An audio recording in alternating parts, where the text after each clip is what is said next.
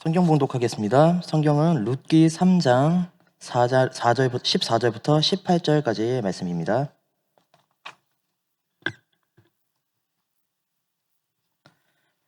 봉독하겠습니다.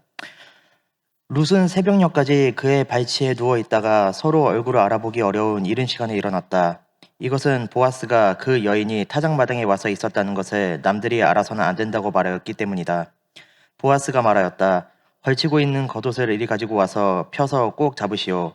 보아스는 룻이 겉옷을 펴서 잡고 있는 동안 보리를 6번 되어서 그에게 이어주고는 성읍으로 들어갔다. 룻이 시어머니에게 돌아오니 시어머니가 물었다. 얘야, 어찌 되었느냐? 룻은 그 남자가 자기에게 한 일을 시어머니에게 낱낱이 말하고 덧붙여서 말하였다. 6번이나 되어서 준 이 보리는 어머니께 빈손으로 가서는 안 된다고 하면서 바로 그가 손수 담아준 것입니다. 그러자 시어머니가 일렀다. 얘야, 일이 이렇게 될지 확실해질 때까지 너는 가만히 기다리고 있거라. 아마 그 사람은 지금쯤 가만히 있지 않을 것이다. 이 일을 마무리 짓는데 오늘을 넘기지는 않을 것이다. 아멘.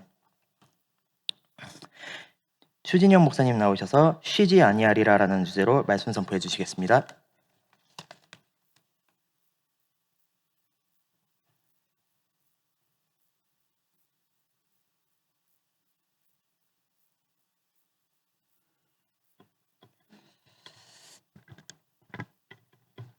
같이 기도하겠습니다. 우리의 구원을 위하여 오늘도 일하시는 주님 감사합니다. 이 시간 말씀 앞에 겸손하게 하시고 이 말씀이 우리 안에 능력이 되어서 하나님의 뜻을 이뤄갈 수 있는 저희들 될 수 있게 인도하여 주시옵소서. 예수님의 이름으로 기도합니다. 아멘. 거룩한 주일입니다. 하나님을 만나는 기쁨이 있기를 주님의 이름으로 축원합니다. 네. 저희가 이제 룻을 계속 살펴보고 있는데요. 오늘은 이제 룻기를 조금 처음부터 설명을 하고 오늘 말씀을 좀 나누려고 합니다. 하나님이 약속하신 땅에 이 베들레헴에 흉년이 들게 됩니다. 하나님이 약속하신 땅도요, 흉년이 들 수 있습니다. 하나님이 주신 곳에도요, 어려움과 사건과 문제는 찾아올 수 있습니다. 그러나 중요한 건 무엇이냐면 하나님이 함께 하신다는 사실이죠. 그런데 그곳에 흉년이 찾아오자 이 나오미는요, 남편과 자녀들을 데리고 베들레헴을 떠나 모압이라는 이방 땅으로 떠나게 됩니다. 근데 안타깝게도 그곳에서 남편도 잃고 두 자녀도 그곳에서 모두 잃게 됩니다. 그리고 자신을 떠나지 않고 끝까지 따라오는 이 며느리 룻과 함께 실패한 모습으로 베들레헴, 하나님이 약속하신 땅으로 돌아오게 됩니다. 모압으로 갔을 때 그들이 그러니까 받았던 땅을요, 이렇게 다 팔고 갔어요. 그러니까 왜냐하면 이제 돌아올 생각이 없으니까요. 그 기업도 다 팔고 갔는데 돌아와서 이게 농사를 지을 땅이 없겠죠. 그러니까 뭐 농사지어서 수확할 수 있는 곳이 아무것도 없는 거예요. 그러니 돌아와서는 남의 땅에서 이제 며느리 룻이 이삭을 주어서 하루 살기를 하기 시작을 합니다. 하루를 먹고 살기 위하여 열심히 수고를 하는 거예요.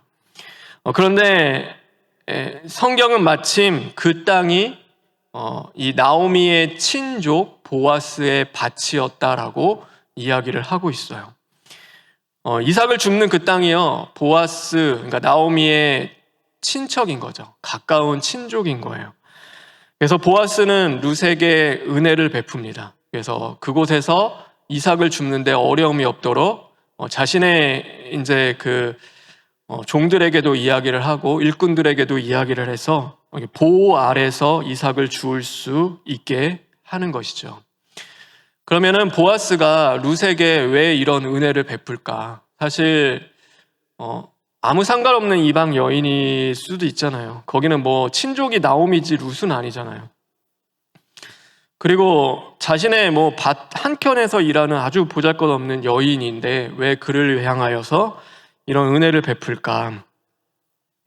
이 마태복음 1장 5절에 보면 이런 말씀이 있습니다. 마태복음 1장 5절에 있는 말씀 다 같이 읽겠습니다.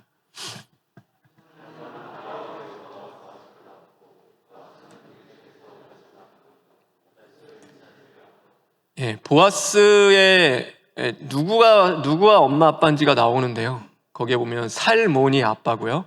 이제 엄마가 누구죠? 이제 라합입니다. 이 라합은 이방인이었고 기생이었습니다. 이스라엘 백성들이 가나안 땅에 들어와서 처음으로 점령한 땅이 여리고성이죠. 여리고성을 거대한 큰 성벽을 치고 있고 그 여리고성과 전쟁을 하기 위하여서 정탐꾼 2명을 보내는데 그 정탐꾼을 숨겨줬던 사람이 이 라합입니다. 그때 저는 하나님의 살아계심을 믿습니다.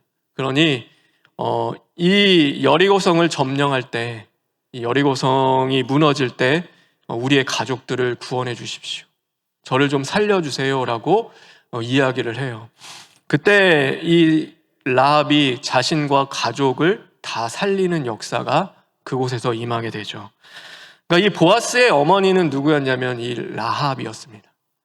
네, 라합은 이방 여인이었죠. 근데 이스라엘 공동체 안에 들어왔는데요. 이스라엘 문화가요, 유대 문화가 이방인이 살기가 매우 어렵습니다. 그러니까 인정하는 게 잘 이렇게 섞이는 게 어렵죠. 무시하고 멸시하고. 그러니까 이방인은 어느 정도였냐면요. 예수님이 그 복음서에 나오죠. 내가 자녀에게 줄 떡을 개에게 던져주는 것이 마땅하지 않다. 그러니까 사람 취급을 안 했습니다. 근데 그런 문화 속에서 이방 여인이 하나님을 믿고 그 믿음으로 자녀를 양육하고 키운 거예요. 거기에서 자란 사람이 보아스입니다. 이방 여인, 오늘 하나님을 믿고 이곳에 왔던 이방 여인을 향한 그 아픔과 고통을 그래서 공감할 수 있고 체휼할 수 있는 사람이었죠. 모든 사람들이 그냥 좋지 않게 여길 때도 그의 아픔을 이해할 수 있는 것입니다. 그럼 이 모든 것들이 우연히 일어났을까? 그냥 그래요, 그렇게 된 거 엄청 잘 됐네, 그냥 우연일까? 아니에요, 그렇지 않아요. 이 모든 것들은 하나님의 예비하심입니다. 하나님이 함께 해 주셨기 때문에요, 그런 일들이 벌어지는 거죠. 요셉이 이제 감옥에 들어가게 되죠. 감옥에 들어가서 누구를 만나냐면 술 맡은 관원장을 만납니다. 그리고 나서 감옥에서 풀려나고 애굽의 총리가 돼요. 네, 이 감옥에서 술 맡은 관원장을 마침 그때 하나님이 보내주시고 그곳에 있게 하시고 만나게 하는 것은요, 야, 운이 진짜 좋았다. 요새 감옥에 갇혔는데도 어떻게 거기서 왕의 그 관리를 만나서 거기서 풀려나게 되냐. 진짜 대단하다. 그게 운이 아니죠. 이게 누구냐면 하나님이 계획하시고 하나님이 그렇게 이루시는 것이죠. 그래서 우리는요, 우연 속에서 살아가는 것이 아니라 하나님의 섭리 안에서 살아가는 것입니다. 믿는 성도에게 우연이라는 것은 없어요. 그러니까 모든 것은 하나님의 섭리인 거죠. 우연은 계획이 없는 거예요. 계획된 게 아니에요. 그러나 섭리는 하나님의 계획 안에 있습니다. 우연은 나와 상관없이 일어나는 일이에요. 그러나 하나님의 섭리는 나를 향한 하나님의 선하신 뜻이 담겨 있는 거죠. 그래서 하나님은 끝까지 포기하지 않고 우리와 함께 하시며 우리를 향한 그 선하신 뜻을 이루어 가는 삶을 살아가는 것이 이제 성도의 삶입니다. 제가 1부 때는 이야기를 했는데 사실 여기에는 그 친구들이 있어서 제가 이야기를 할까 말까 지금 엄청 고민을 하고 있는데, 어제 이렇게 그래도 할게요. 그래도 이렇게 청년 커플을 만났어요, 사역자분들이랑. 근데 그 여자친구를 데려와요. 근데 교회에서 열심히 우리 교회 나오는데 너무 감사하더라고요. 네, 뭐 거부감도 없고, 그러니까 되게 기쁨으로 감사로 다니는데 저는 그게 굉장히 신기했어요. 교회 처음 나오고 뭐 하나님 믿었던 사람도 아닌데 와서 어떻게 저렇게 교회에 낯설지 않게 녹아 들어갈까. 근데 어제 이렇게 이야기를 하다가 그거를 듣게 됐어요. 그러니까 하나님을 믿지 않았을 때, 어렸을 때부터 이렇게 하나님 앞에 기도를 했대요. 그러니까 다닌 거는 이제 뭐 성탄절날 뭐 한 번 교회 주일학교 가본 적 그 정도지. 근데 뭐 중학교 때도 그렇게 기도를 한 거예요. 그래서 뭐 이런 얘기는 좀 그러지만 하나님 내일 저 과자 좀 사주세요. 과자가 먹고 싶어요. 그러면 하나님께 주신대요. 주시면 그 다음날 밤에 하나님 감사합니다. 이렇게 또 기도했대요. 저는 그게 되게 이뻐 보이고 되게 좋아 보이더라고요. 너무 감사한. 근데 이제 교회를 나올 때도요, 뭐 남자친구가 교회 가자라고 얘기도 안 했는데 교회가 가야 할 것 같고 가고 싶은 마음도 하나님이 주시고 가게 되는 거예요. 근데 여러분 이게 우연일까? 그냥 저는 그 생각해요. 우연일까? 우연이 아니죠. 하나님의 콜링이 있는 거예요. 하나님의 부르심이고 하나님의 섭리 안에서 계획을 하시는 거죠. 요즘에는 성경책도 읽는데요. 대단하다. 그래서 성경책도 조금씩 밤에 자기 전에 읽고 거기에 대한 질문도 수없이 생기기도 하고. 그래서 이 모든 것들은 그러니까 인생을 봤을 때요. 우리의 인생은 그러니까 우연은 없는 거예요. 하나님의 섭리 속에서 하나님의 계획 안에 있는 거죠. 그래서 우리를 하나님께서 이끌어 가시고 인도해 가시는 것입니다. 여러분, 나의 인생을 이렇게 좀 돌아봤으면 좋겠어요. 우리의 인생은 그러니까 우연이 아니라 하나님의 계획 안에 있음을 믿는 저와 여러분 되길 주님의 이름으로 축원합니다. 그래서 우리가 계획하면은요, 뭐 하냐면 작심삼일이잖아요. 여러분 연초에 계획했던 거 지금까지 지키시는 분 있으세요? 나 이렇게 좀 했으면 좋겠다. 우리 지키는 게 어려워요. 그러나 하나님은 말씀하신 대로 이루시는 분이시다. 하나님은요 끝내 그것을 이루어 가시는 분이시죠. 그래서 우리는 우연 속에 내 인생을 던져놓고 살아가는 것이 아니라 하나님의 계획하신 섭리 안에서 오늘도 나를 향한 선하신 뜻을 믿고 기도하며 나아가는 것입니다.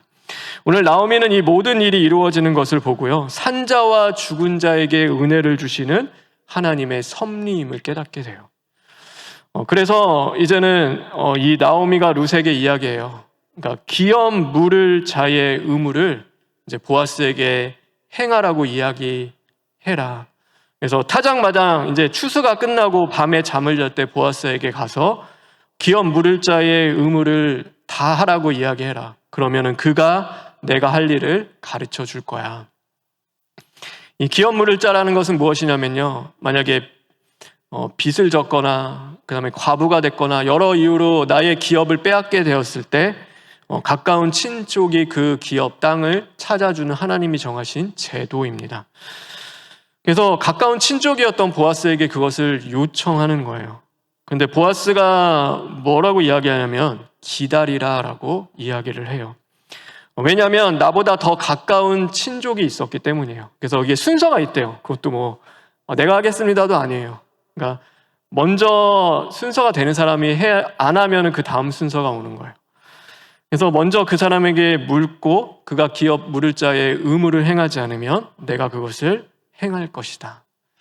근데 이 룻이 그 모든 것을 듣고 나오미에게 와서 이야기를 해요. 그랬더니 나오미가 오늘 이 18절에 이렇게 이야기합니다. 우리 18절에 있는 말씀 다 같이 읽겠습니다.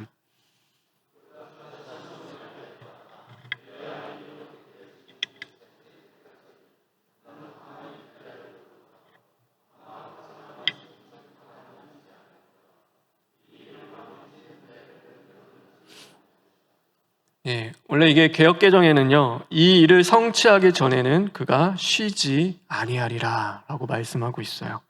그래서 보아스는요, 이 일이 다 이루어질 때까지 쉬지 않고 그 일을 다 이루어 갑니다.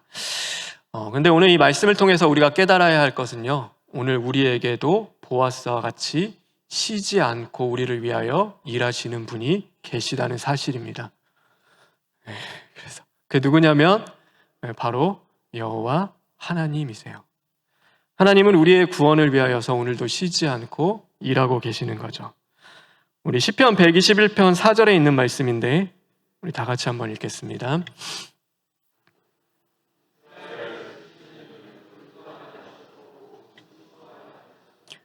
하나님은요 졸지도 않고 주무시지도 않으시대요. 그리고 이사야 62장 1절에 있는 말씀 읽겠습니다.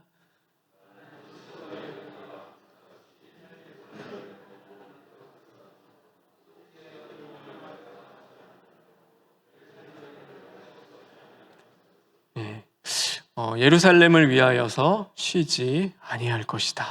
그게 누구시냐면 하나님이시죠.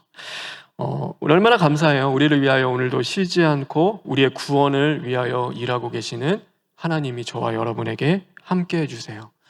그래서 우리는 그래서 구원이 나한테 있으면 얼마나 불안해요. 내가 노력하고 내가 이루어가야 한다면요, 구원을 이룰 수 있는 사람은 단 한 사람도 없겠죠. 그러나 구원은 하나님께 속한 것이고 하나님이 우리를 위하여서 오늘도 일하여 주시니 우리는 감사한 거죠.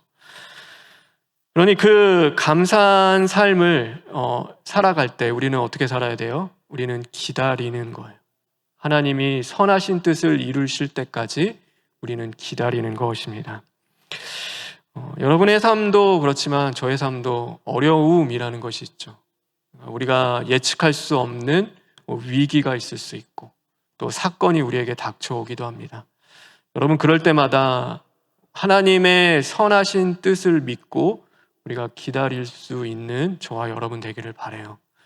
그냥 원망하며 불평하며 포기하는 것이 아니라 지금도 우리를 위하여 주님은요 일하고 계세요. 여러분, 밤에 어제 잘 잤잖아요. 여러분이 두 발 피고 밤에 잘 때 하나님 뭐 하셨어요? 우리를 위하여 일하셨어요. 인생을 어떻게 설계해 갈까? 누구를 만나게 할까? 어떻게 해야지 구원을 이룰 수 있을까? 또 이런 일도 저런 사건도 이런 만남도 하나님께서 계획하시고 이끌어 가시고 그 모든 것들을 행하고 계시는 거죠. 그래서 우리가 쉴 때도 주님은 쉬지 않고 우리를 위하여 일하여 주시는 거죠. 그 은혜로 우리가 살아간다면 우리는 어떻게 해야 될까? 우리는 어떻게 될까? 두 가지 정도 우리가 나누려고 하는데요. 첫째는 우리가 하나님의 은혜를 붙잡아야 합니다.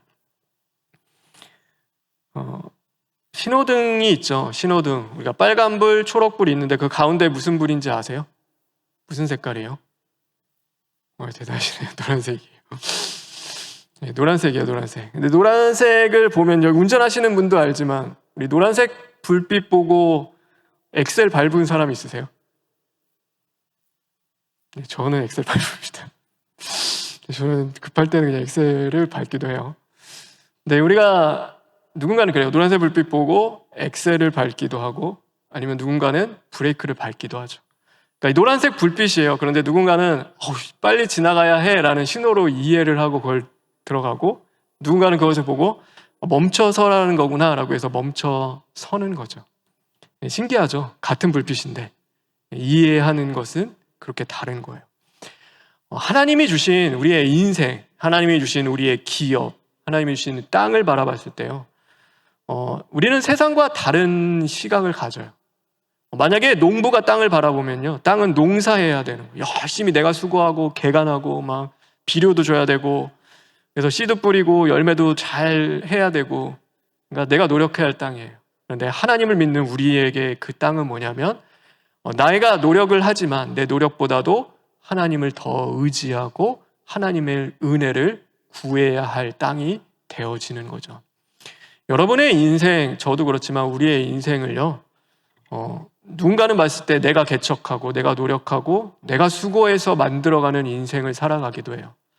근데 우리는 내 인생을 바라봤을 때 그게 아니죠. 그것보다 더 중요한 거 있어요. 그게 뭐냐면 오늘 나를 붙잡아 주시는 하나님의 은혜인 거예요. 그래서 우리는 하나님의 은혜를 구하면서 그것을 기도하며 나아가는 거죠. 여러분, 우리가 가장 위험할 때가 언제일까요? 여러분, 언제 우리가 위험할까요? 그러니까 은혜를 상실할 때가 가장 위험하다. 그때가 가장 위험한 거예요. 내가 열심을 낼 때, 내가 최선을 다할 때, 내 열심이 있는데 그거는 그럴 수 있어요. 근데 그보다 더 위험한 것은요, 열심 내고 은혜 있으면 돼요. 근데 은혜가 없으면 가장 위험한 거예요. 성경에 보면은요, 그 1만 달란트 빚진 자가 나와요. 그래서 1만 달란트는 지금으로 따지면은 수백억에 되는 액수인데 그거를 탕감해 줬어요. 그럼 너무 감사하잖아요. 너무 기뻐. 그래, 이제 잘 살아야겠다. 근데 그 1만 달란트 탕감받은 은혜를 받고 나와서 바로 하는 게 뭐냐면 나에게 10만 원 빚진 자의 멱살을 잡고 내 돈 갚으라고 하는 거예요. 엄청난 액수를 내가 지금 받았어요. 그런데 뭐예요? 나는 10만 원도 아까운 거예요. 그 은혜가 벌써 없어졌어요.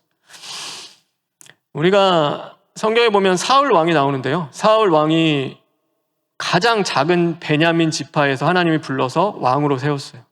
하나님, 저는 아무것도 아니에요. 저는 이거 정말 못해요. 하나님의 은혜가 아니면 안 됩니다. 그래, 내가 너와 함께하고 은혜를 줄 거야. 하나님의 은혜로 해나가요. 그런데 어느 땐가 그 은혜를 다 상실해요. 그러니까 그의 인생이 어떻게 돼요? 다윗이라는 하나님의 사람의 멱살을 잡고 그를 쫓아다니는 인생을 평생을 사는 거예요. 하나님이 아니에요. 다윗의 멱살 잡기 위하여서 그 인생을 사는 거죠. 오늘 나는 어떤가 이렇게 돌아봤으면 좋겠어요. 그러니까 열심을 이야기하는 게 아니에요. 내 안에 하나님의 은혜가 있는가? 나에게 내 평생 가는 길 나를 붙잡아 주셨던, 지금도 붙잡고 계시는 하나님의 은혜를 나는 기억하며 감사하고 있는가? 저와 여러분이 돌아봤으면 좋겠어요. 그리고 무엇보다도 하나님의 은혜를 구하는 심령이 되기를 주님의 이름으로 축원합니다. 그래서 성경에 보면은요, 이게 숫자를 갖고서 이야기하는 경우가 많아요. 그래서 그 성경에 6이라는 숫자가 나와요. 근데 6은요, 불완전 숫자예요. 그리고 7은 하나님의 수라고도 이야기합니다. 그래서 가나안 혼인잔치 때요, 그러니까 포도주가 떨어졌어요. 어떡하지? 근데 거기 누가 계시냐면 예수님이 계셨어요. 예수님, 포도주가 떨어졌어요. 근데 이 혼인잔치 다 망하게 생겼어요. 어떻게 하면 좋겠습니까? 종이를 시켜서 6 항아리를 채우게 하세요. 물을 채워라. 아니, 포도주 없다고요. 물 채워. 포도주라니까요. 그러니까 물을 채우라고. 그래서 물 6 항아리를 다 채워요. 순종해요. 그러면은 그 물을 포도주로 바꾸시는 분은 누구세요? 예수님이신 거예요. 그게 1이라는 숫자입니다. 6이라는 그 동안의 최선과 노력을 다하지만 결국에는 이 1이라는 하나님의 은혜와 역사가 없으면 그게 아무 의미가 없는 거예요. 오늘 이 보아스가요, 룻을 보내요. 기다려라. 그러면서 이 17절에 보면 이렇게 이야기하고 있어요. 우리 17절에 있는 말씀 다 같이 읽겠습니다.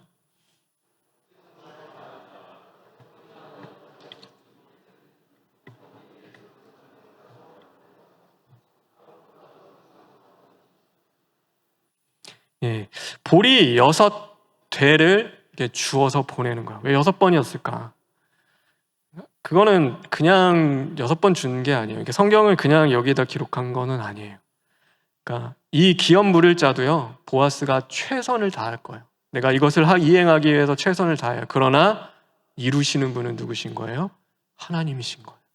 기다려라. 하나님이 하실 때까지. 그러니까 보아스가 하는 것도 아니에요. 보아스가 할 수 있는 것은 다 하되 결국에는 하나님이 이루시는 거죠. 저와 여러분도 최선을 다해서 신앙생활을 하고 최선을 다해 하나님 앞에 기도하고 예배하며 우리가 삶을 살아가요. 그러나 우리의 삶을 인도하시고 이루시는 분은 하나님이심을 믿는 저와 여러분 되기를 바랍니다. 그래서 하나님의 은혜를 구하십시오. 최선을 하지 말라는 거 아니에요. 최선을 다해서 해야죠. 그리고 그 다음에는요, 우리가 하나님의 은혜를 겸손하게 구하는 거예요. 나는 할 수 없지만 하나님이 하실 것을 믿습니다. 기다려야죠. 어떻게 해요? 우리가 할 수 있는 건 이제 다 했잖아요. 그러면 하나님이 하실 것을 기다리고 하나님 앞에 은혜를 붙잡고 나아가는 거죠.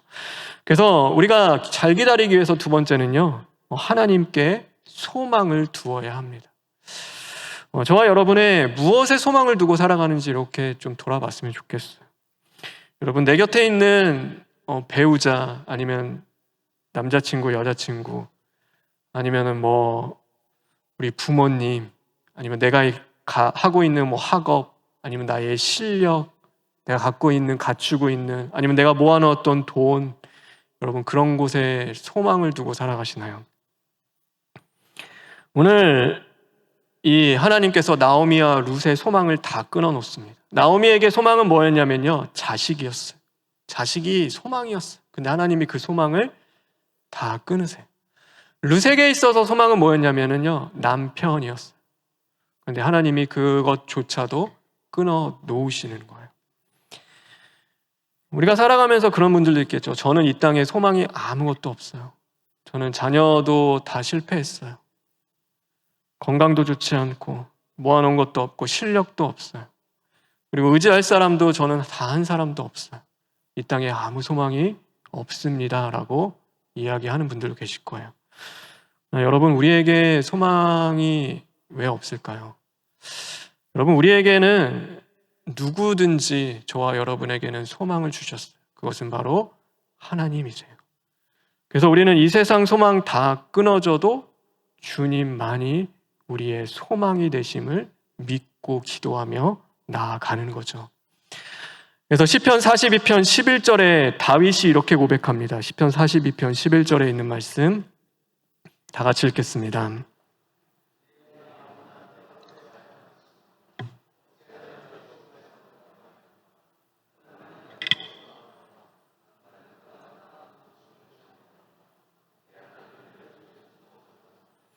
내 영혼아 내가 어찌하여 낙심하며 어찌하여 내 속에서 불안해하는가. 너는 누구에게 소망을 두라고요? 하나님께 소망을 두라. 좋아요, 여러분, 하나님께 소망을 두는 이번 한 주가 되기를 주님의 이름으로 축원합니다. 그래서 하나님을 더 의지하십시오. 우리의 구원을 위하여 주님은 오늘도 쉬지 않고 또 우리의 선하신 뜻을 이루어 주십니다. 그러니 하나님을 더 의지했으면 좋겠어요. 제가 오늘 이 말씀을 준비하면서 저는 그랬어요. 우리는요, 보아스와 같은 하나님의 은혜를 만나고 싶어 해요. 또 그것들을 우리가 받고 싶어 하고 그 선한 일들이 우리 안에 일어나기를 원해요. 그런데 중요한 건 뭐냐면 중요한 건 내가 룻과 같이 살고 있는가가 우리는 더 중요한 거예요. 내가 정말 하나님의 뜻을 기다리고 하나님께 소망을 두며 살아가고 오늘도 하나님의 은혜 아니면 저 살 수 없어요. 하나님의 은혜가 아니면 저는 이 땅에서 아무 소망이 없어요.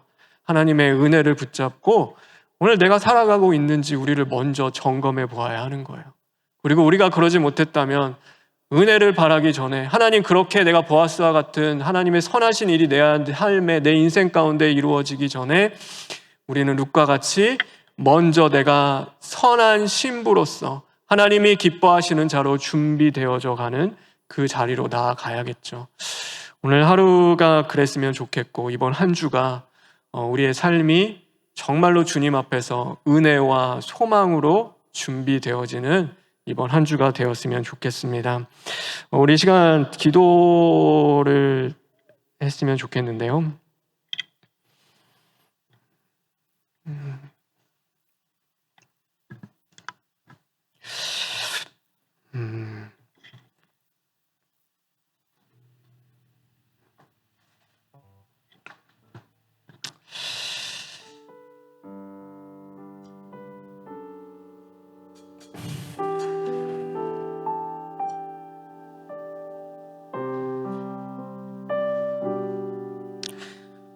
저는 사랑을 얘기할 때요. 사랑은 사실 감정보다도 더 중요한 것은 책임이라고 저는 생각을 해요. 저도 인생을 막 많이 살아온 건 아닌데 이제 40이 넘게 살아오다 보니 하나님 사랑이 뭘까요? 그에 대한 정의를 제 스스로가 내려야 되는 순간들이 계속 오더라고요.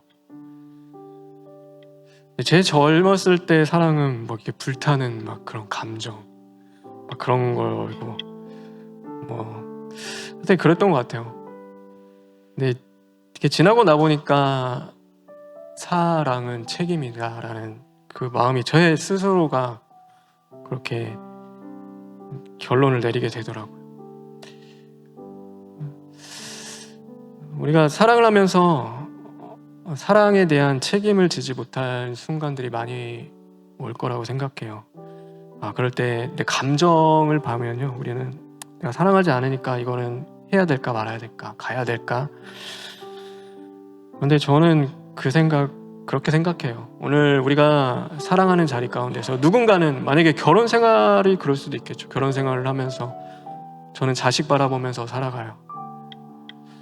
누군가는 뭐 그러겠죠.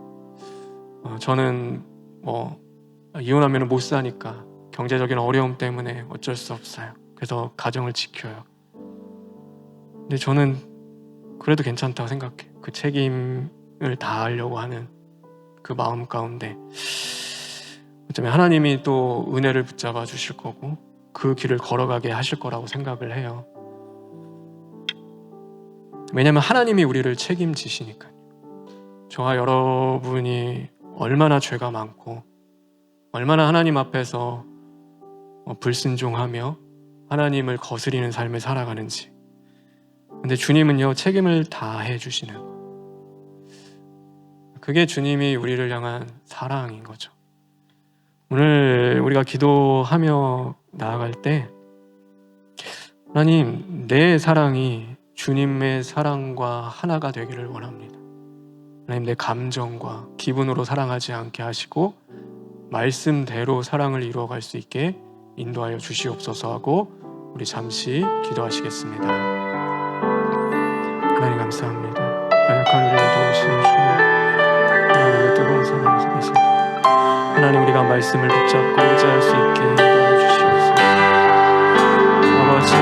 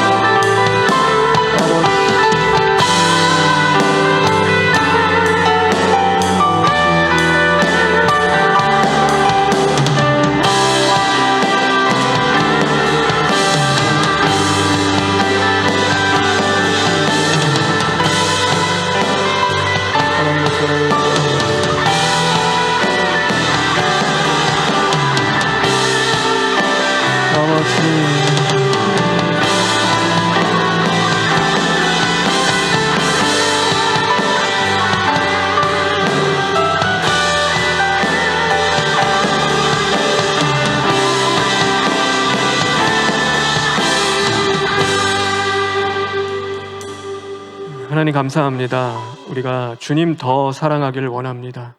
주님을 더 원합니다. 그러나 나의 감정과 기분이 아니라 하나님의 말씀대로 사랑하기를 원합니다. 이 땅을 살아가면서 하나님의 은혜와 소망을 더 붙잡고 하나님의 선하신 뜻이 이루어지기를 기다리며 갈 수 있도록 인도하여 주시옵소서. 예수님의 이름으로 기도합니다. 아멘.